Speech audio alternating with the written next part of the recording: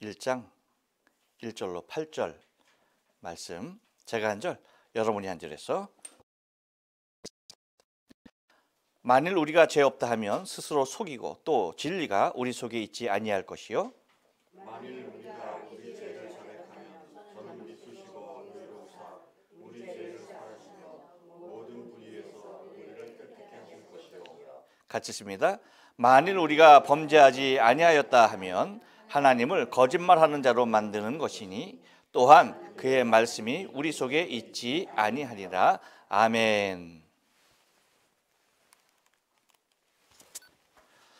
예, 오늘 요한일서 1장 8절로 10절에 있는 말씀을 가지고 가정에 의한 우리의 죄라는 제목으로 말씀을 전합니다. 우리 다 같이 한번 인사합니다. 옆 사람과 그리고 앞뒤 사람과 그리고 사랑하는 가족들과 함께 인사했을 때 지난 한 주간 동안 평안하셨습니까? 인사합니다. 지난 한 주간 동안 평안하셨습니까? 평안하셨습니까? 평안하셨습니까?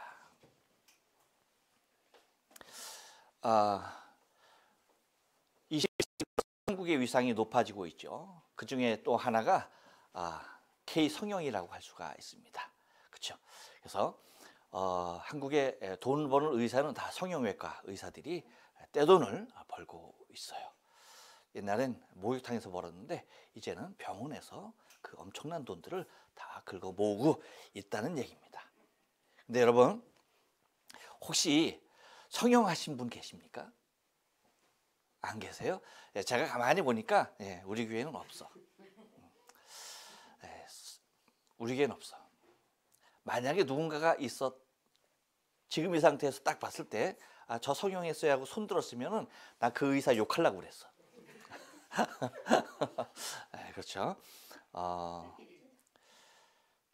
성형을 우리가 이제 굉장히 많은 부위를 하는데 사람의 얼굴에 가장 큰 영향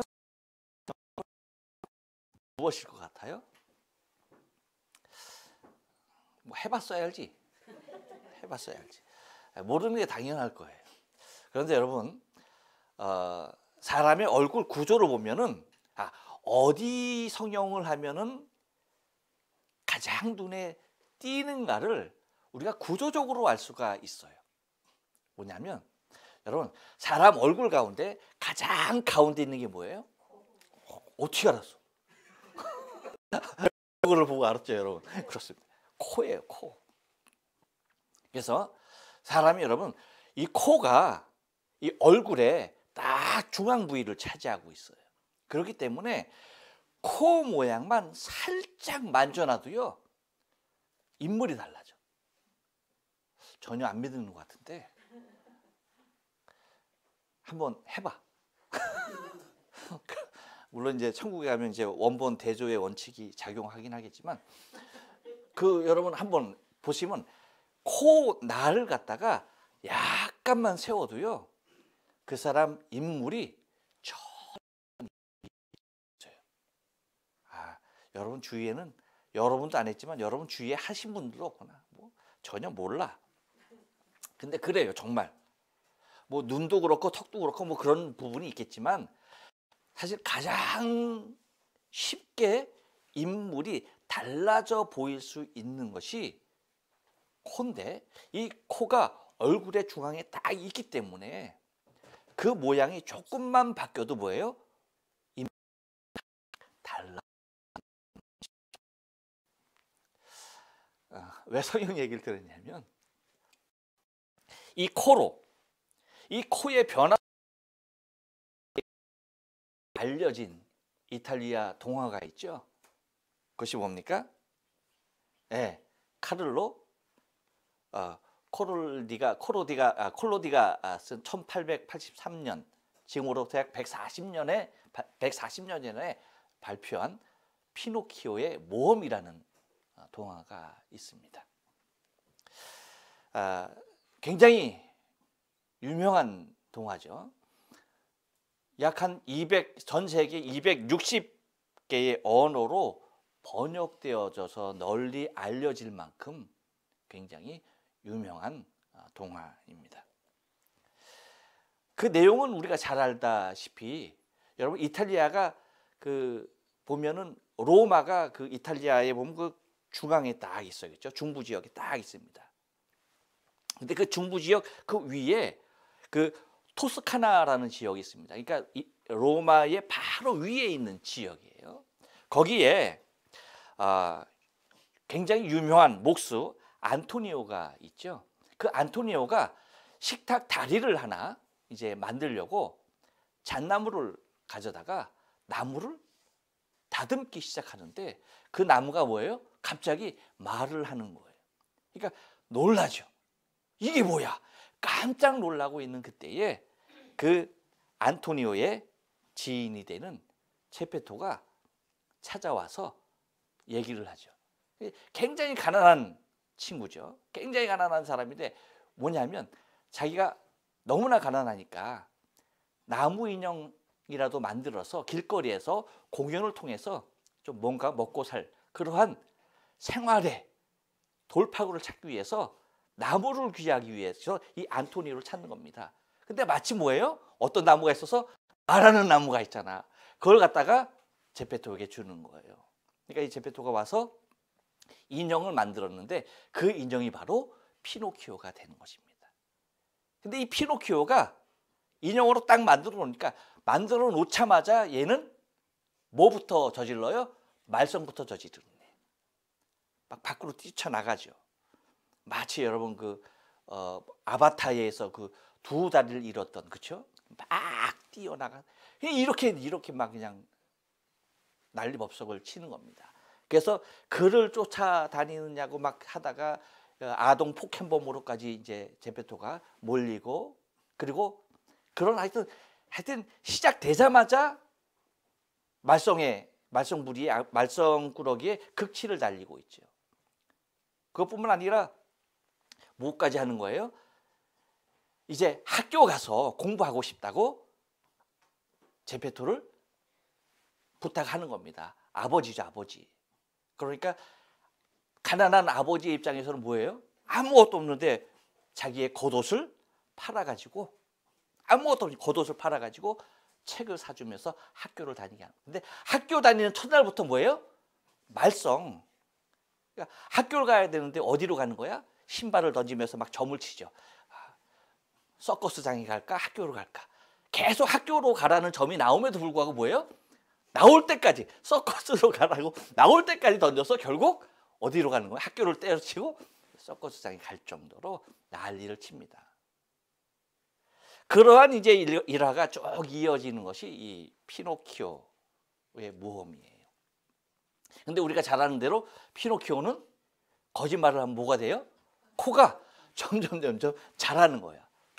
숫자라는 거예요. 그러니까 그 자란 코를 갖다가 원상으로 되돌리고 또 쑥 자란 코가 뭐 하는 겁니까?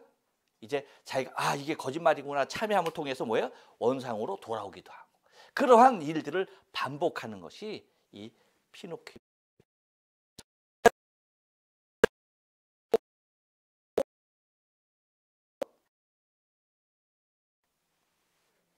원래의 모습이 얼마나 자기가 나쁜 아이인가라는 것을 통해서 이제 사람이 되어지는 모습으로 이야기가 마치게 되어지죠. 곧 여러분 이 피노키오는 뭡니까? 곧 거짓에 대한 인지 능력이 이 코라고 하는 대표적인 특정 부위로 나타남을 통하여서 내가 잘못했구나. 내가 거짓말을 했고 있구나. 그렇죠? 라고 하는 곧 죄에 대한 인지 능력이 곧 깨닫게 되어지는 거죠. 이거 잘못이구나. 나도 모르게 거짓말을 했구나. 아니면 악의적으로 거짓말을 했구나 하는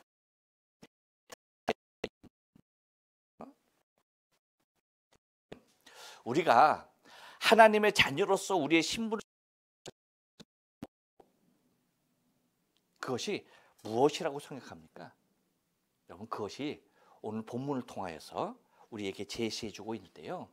사도 요한은 우리 스스로가 죄에 대한 자가 진단을 할 수 있는 방법에 대하여서 오늘 본문을 통하여서 말해주고 있습니다. 마치 피노키오가 거짓말하면 코가 자라나듯이 우리 스스로가 우리의 죄에 대하여서 자가 진단할 수 있는 방법을 3가지를 우리에게 가정법이라고 하는 방법을 통해서 우리에게 죄의 진단의 방법을 얘기해 주고 있는 것을 바라보게 됩니다. 우리가 잘 아는 대로 가정법이 뭐예요?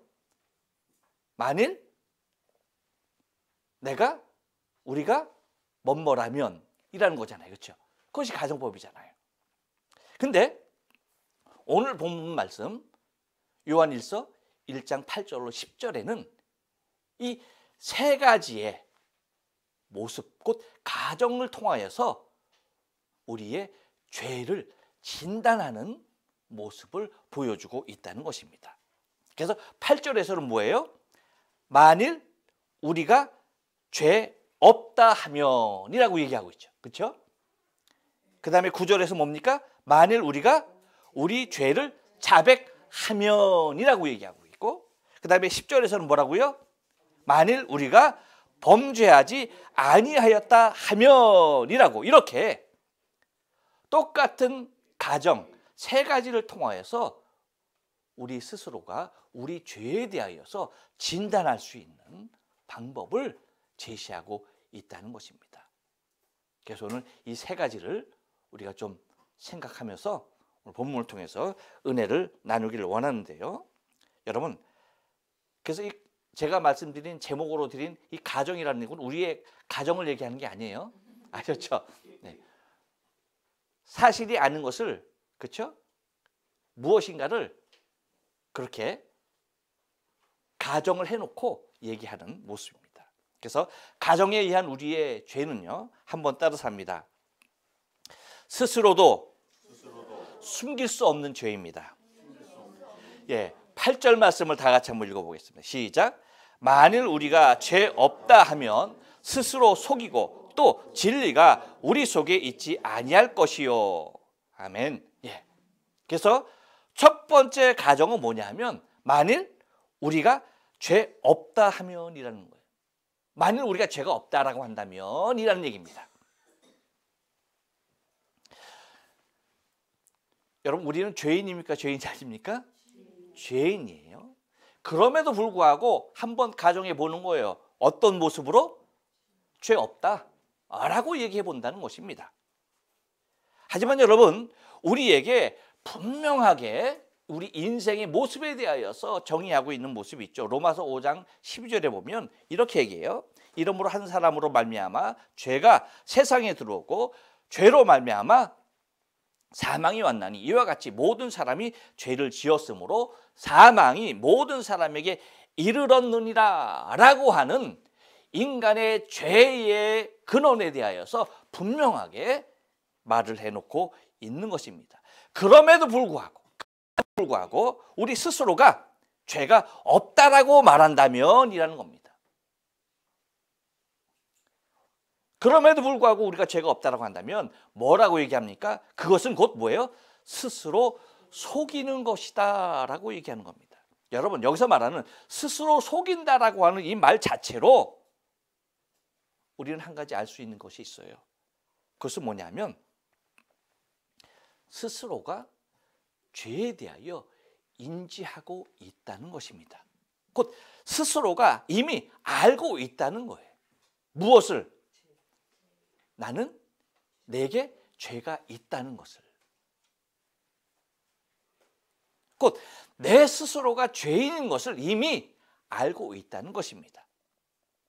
우리가 아무리 죄가 없다라고 가정해 보지만 이것은 무엇이 된다는 거예요?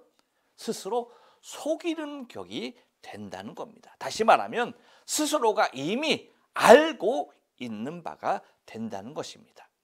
그러면서 얘기하기를 또 뭐예요? 진리가 우리 속에 있지 아니하실 것이요 라고 하면서 그 확실한 뒷받침을 해주는 것이 곧 진리가 우리의 모든 죄를 다 밝히고 있다는 것입니다. 그러니까 진리가 우리 안에 들어오면 우리 안에 죄가 숨겨질 수 있다 없다? 없다는 거예요. 곧 우리 안에 빛이 조명되어지면 내 안에 무엇이 존재하는지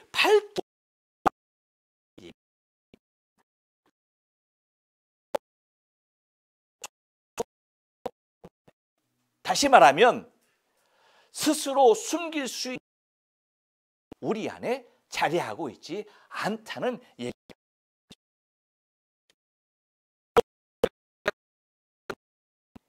그러면 그럴수록 스스로 자리하고 있는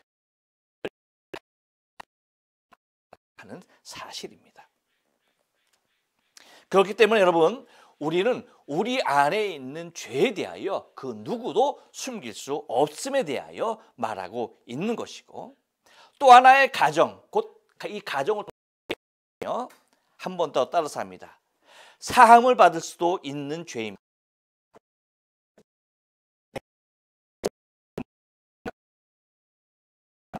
우리 죄를 자백하면 저는 미쁘고 의로우사 우리 사하시며 모든 불의에서 우리를 깨끗게 하실 것이요.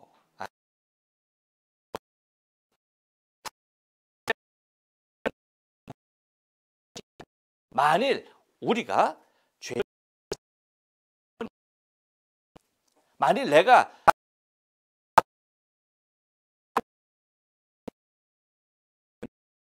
라고 하는 것입니다.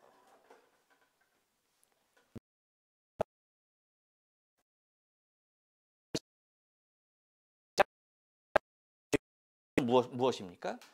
우리가 가장 두려워하는 내 자신이 죄로 말미암아서 죽음이 내 안에 왔다라는 사실이죠.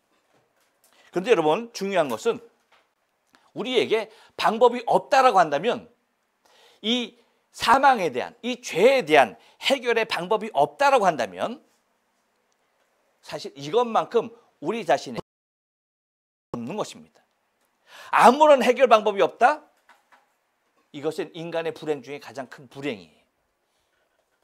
하지만 여러분, 우리에게 아무리 큰 절망, 사망이라는 것이 내 안에 있다 할지라도 이 사망을 해칠 수 있는, 이 사망을 해결할 수 있는 방법이 내게 주어진다고 한다면 사망이 우리에게 문제가 됩니까? 안 됩니까?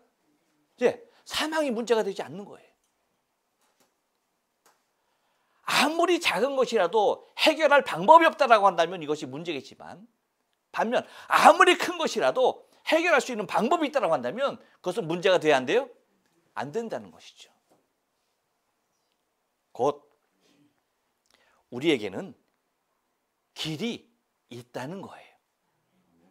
곧 우리가 만일 우리의 죄를 자백하면이라고 하는, 그렇다고 한다면 뭐예요? 내 안에 있는 숨길 수 없는 죄악이 이것이 해결하지 못한 그 자체로 남아있는 것이 아니라, 만약에 자백을 한다면 뭐예요? 사함을 받을 수도 있다라고 하는 새로운 희망으로 우리의 길을 제시해주고 있다는 거예요. 그래서 여러분, 길이 없는 막막한 일이 길이 있는, 갈 수 있는 길로 열려져 있다라고 하는 것이죠. 그 방법이 무엇이냐? 그 방법이 뭐라고 얘기하고 있습니까? 다른 것이 아니에요. 자백이라는 것이에요. 자백이라는 것을 통해서 뭐예요? 우리는 이 죄의 길, 곧 사망을 해결할 수 있는 길이 열려져 있다는 것입니다.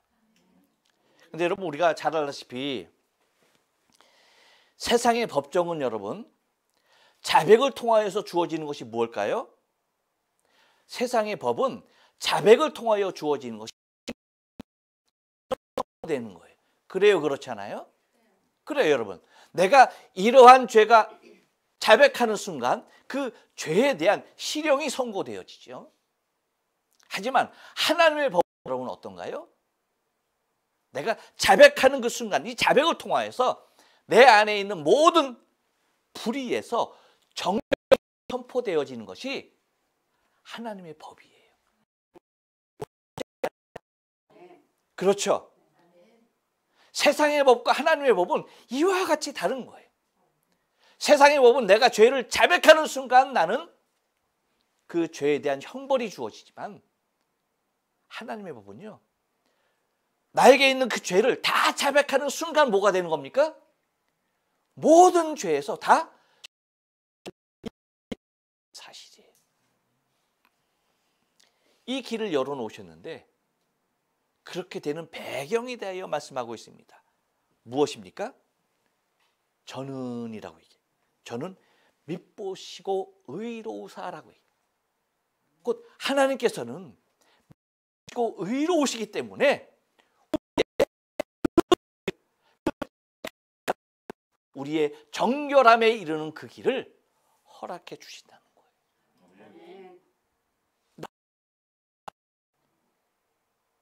이것이 내 죄에 대한, 내 죄악에 대한, 사망에 대한 그 죄로 인하여서 찾아오는 그 사망을 해결할 수 있는 놀라운 길들을 열어 놓으셨다는 것이죠.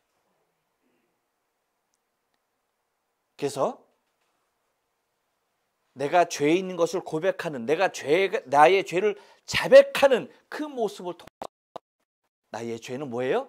사함을 받을 수 있는 길로 열려진다라는 모습에 대하여서 이야기해주고 있다는 것입니다. 또 하나 가정에 의한 우리의 죄의 모습은 뭐냐면 한 번 더 따라서 합니다. 하나님을 거짓말쟁이로 만드는 죄입니다. 예, 10절 말씀을 다 같이 한번 읽어볼게요. 시작. 만일 우리가 범죄하지 아니하였다 하면 하나님을 거짓말하는 자로 만드는 것이니 또한 그의 말씀이 우리 속에 있지 아니하리라. 예. 그러니까 말하는 이 세 번째 가정은 뭐냐면 만일 우리가 범죄하지 아니하였다 하면이라는 겁니다. 만약에 내가 범죄하지 않았다 라고 한다면 이 가정을 통하여서 우리에게 말하는 것이 있다는 거죠. 죄송합니다. 여러분 로마서 3장 23절에서 얘기하는 것이 뭐예요? 모든 사람이 죄를 범하였음에 하나님의 영광에 이르지 못한다라는 말씀입니다. 곧 이 땅에 있는 모든 인간은 그래서 우리 스스로의 모습으로는 하나님의 영광에 이르러야 이룰 수 없는 그러한 존재라는 사실입니다.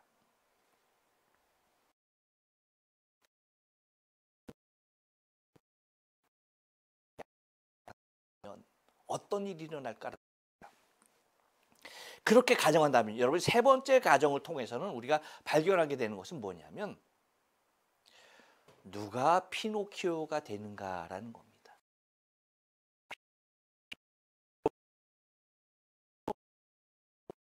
다시 말하면 누가 거짓말쟁이 피노키오가 되는가?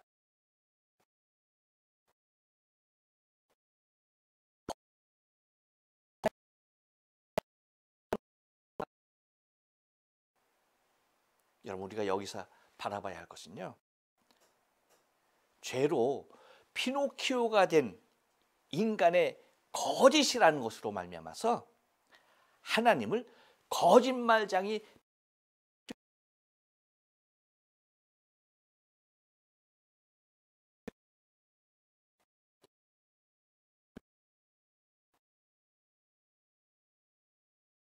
진리의 말씀과의 없는 싸움이 되는 것입니다. 만일 우리가 범죄하지 않았다 하면 하나님을 무엇으로 만든다? 하나님을 거짓말하는 자로 만드는. 둘 중에 하나는 거짓말쟁이라는 거예요.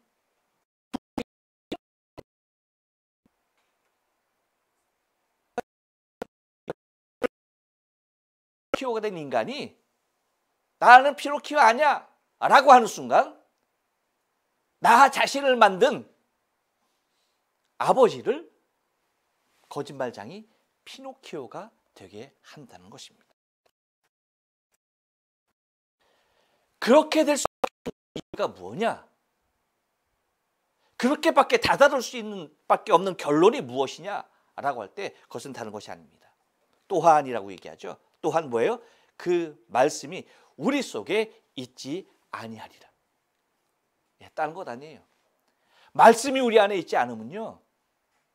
우리는 거짓말쟁이 피노키오고요. 그와 동시에 하나님을 거짓말쟁이 피노키오로 만드는 존재가 된다는 것입니다. 그래서 여러분 예수님께서는 요한복음 14장 20절에서 우리에게 이렇게 말씀하셨잖아요. 그날에는 내가 아버지 안에, 너희가 내 안에, 내가 너희 안에 있는 것을 너희가 알리라 라고 말씀하시고, 24절에서는 뭐라고 말씀하십니까? 이렇게 말씀하시네. 나를 사랑하지 아니하는 자는 내 말을 지키지 아니하나니 너희가 듣는 말은 내 말이 아니요 나를 보내신 아버지의 말씀이니라. 할렐루야. 그렇습니다. 내 말은 내 말이 아니요 나를 보내신 아버지의 말씀이다 라고 하면서, 아버지의 말씀이 우리 안에 있지 아니하면 우리는 나는 범죄하지 아니하였다 라고 이 가정함이 이루는 모습이 된다는 것입니다. 하지만 여러분, 아버지의 말씀으로 말미암아서 내가 범죄하였음에 대한 온전한 나 자신의 모습을 다시 한번 깨닫게 되는 길이 열리게 된다는 사실이죠. 우리는, 우리의 신앙생활은 다른 것 아니에요. 이 둘과의 전쟁입니다. 어떤 전쟁? 죄가 되는 이 거짓과 그 다음에 진리가 되는 이 말씀과의 내적 전쟁이에요. 이것이 영적으로 계속해서 싸우는 것입니다. 그래서 쉴 새 없이 이 말씀을 통하여서 이 거짓을 몰아냄을 통하여서 우리가 날마다 하나님의 형상을 회복해가는 하나님의 자녀로서의 모습을 살아가게 되는 것이죠. 곧 우리의 코는 거짓으로 말미암아서 계속 자라는 겁니다. 이것이 인지되어지는 것은 무엇을 통해서? 말씀을 통해서. 그래서 내 코가 자라는 것을 보는 순간 뭐예요? 말씀을 통해서 비춰지는 순간 뭐예요? 자백함을 통하여서 다시 나의 원래의 모습이 되돌아오는. 그래서 주님 오시는 그날까지 이 전쟁이 내 안에 끊이지 아니하는 삶을 살아가게 되는 것입니다.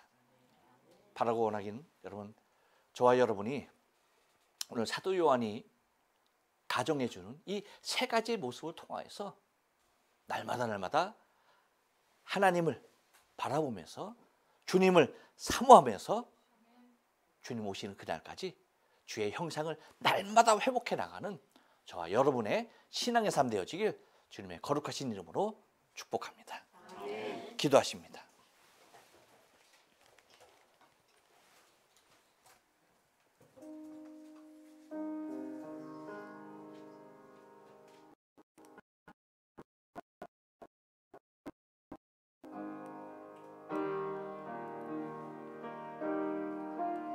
우리 시간에 기도할 때에 우리 한번 말씀을 생각하면서 기도하겠습니다.